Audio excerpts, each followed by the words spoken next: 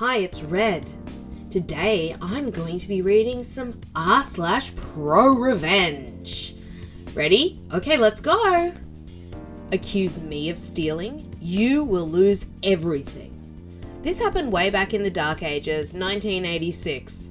I was 21 at the time and working for a gas station that was associated with a certain grocery store chain in Washington State. It was owned by a company not affiliated with said chain, but had locations at nearly every one.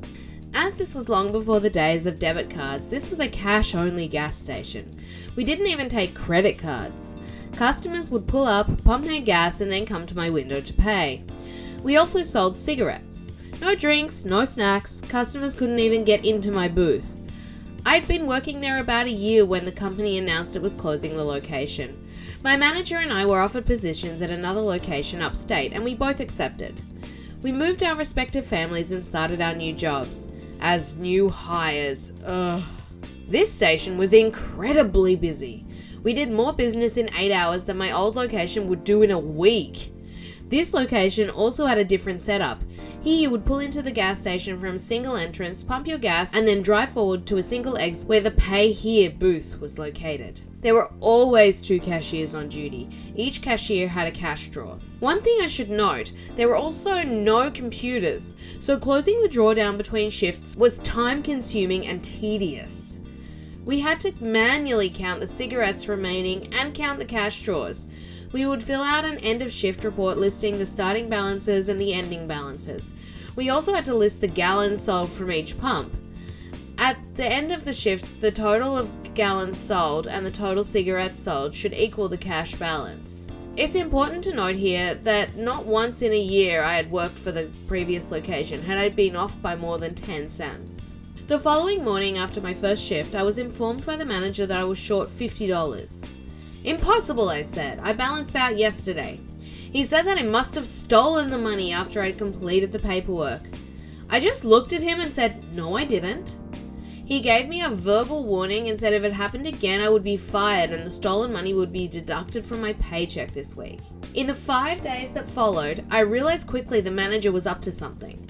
My old manager, who was just another worker now, was also accused of stealing, as was one other new employee. I can't vouch for the other employee, but I'm pretty sure she did nothing wrong. The employees that had been there a while were never accused of anything. I did some checking and found out this manager was relatively new.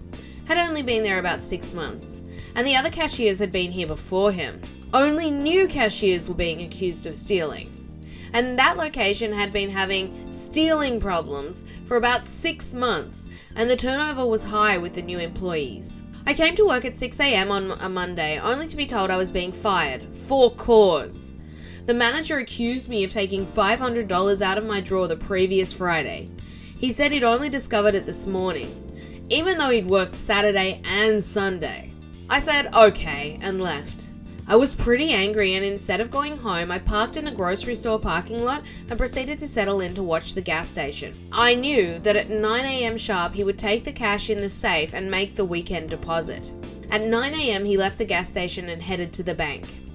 But instead of walking into the bank, he walked into the Indian casino next door.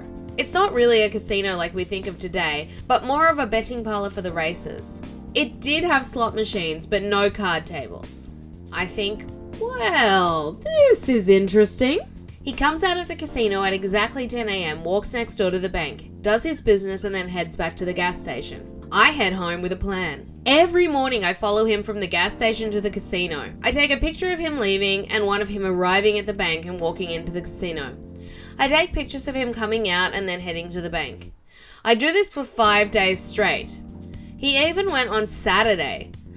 On day 3, my old manager was fired for stealing $150. I get the film developed, no digital camera in the Dark Ages. Note the times and dates on the back of each one. Then I call the main office of the gas company. It's after 5, but I'm hoping someone is there. And there is. I speak to a woman and explain my situation, and she says she knows exactly who I should speak to and transfers me. By some grace of God, she has transferred me to none other than the president CEO of the company. I tell him my story and tell him I did not steal from his company and could prove who actually did. He took down my information and said he would be in touch. I'm thinking to myself, yeah, right. The next morning, I went to the station to perform my usual observation of the manager. At 9 a.m, he leaves for the bank. At 10 a.m, he comes out. At that moment, two stern-looking gentlemen approach him. One pulls out his wallet and shows him something. The other one is talking.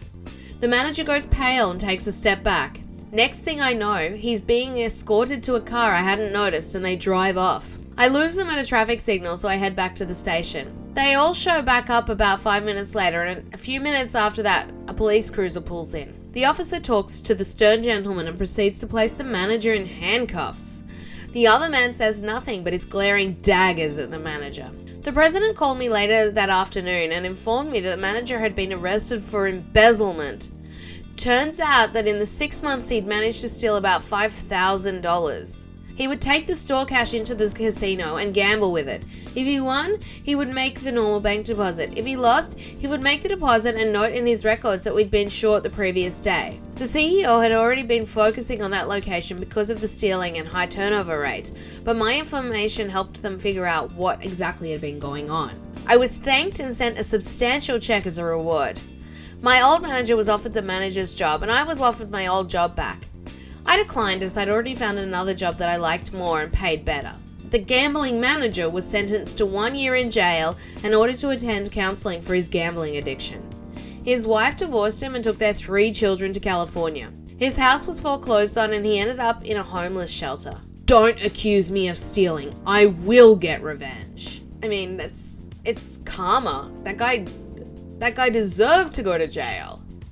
Okay, this is our last story for the day. Didn't pay for fireplace, ended up with a house full of smoke. A friend of mine used to install wood stoves and sell firewood. He still sells firewood, but stopped bothering with fireplaces. This one guy bought a fireplace and wanted it installed.